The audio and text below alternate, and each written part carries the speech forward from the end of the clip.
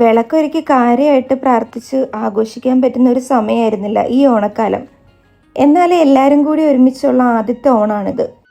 എൻ്റെ കല്യാണം കഴിഞ്ഞിട്ട് നമ്മൾ 4 പേരും പല ദിക്കിലിരുന്നാണ് ഓണം ആഘോഷിച്ചുകൊണ്ടിരുന്നത്. അതുകൊണ്ട് തന്നെ കുറച്ച് പൂക്കളൊക്കെ വാങ്ങി പൂക്കളം ഇട്ട് അറ്റ്ലീസ്റ്റ് ഒരു മെമ്മറിക്ക് വേണ്ടി കുറച്ച് ഫോട്ടോസെങ്കിലും എടുത്ത് സൂക്ഷിക്കാമെന്ന് കരുതി. എല്ലാവർക്കും പിറ്റേ ദിവസം വർക്കുള്ളത് കൊണ്ട് തന്നെ ഈ കാര്യങ്ങളൊക്കെ ഞാനും പാറും കൂടിയാണ് ചെയ്തത്.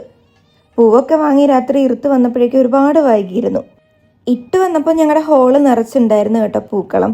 കുറച്ച് പൂക്കൾ ബാക്കി വന്നപ്പോൾ ഞാനത് ഇതുപോലെയൊക്കെ ചെയ്തു വെച്ചു. പിന്നെ ഓണക്കോടിയൊക്കെ കൊടുത്ത് പുറത്തുനിന്ന് ഓർഡർ ചെയ്ത സദ്യയൊക്കെ കഴിച്ച് അങ്ങനെ ഇങ്ങനെ ഒരു ഓണക്കാലം കൂടി കടന്നുപോയി. ഇങ്ങനെയൊക്കെ ഓണം ആഘോഷിക്കുന്നുണ്ടെങ്കിലും പണ്ട് അമ്മൂമ്മയുടെ അച്ഛൻ്റെയൊക്കെ കൂടെ ചാണകം മെഴുകിയ തറയിൽ അത്തമൊക്കെ ഇട്ട് 10 ദിവസം 10 തരം പൂക്കളൊക്കെ ഇട്ട് ആഘോഷിക്കുന്ന ആ കൊച്ചു ഓണാഘോഷം അതെപ്പോഴും മനസ്സിലുണ്ട്. അങ്ങനെ പരിപാടിയൊക്കെ കഴിഞ്ഞു. താങ്ക്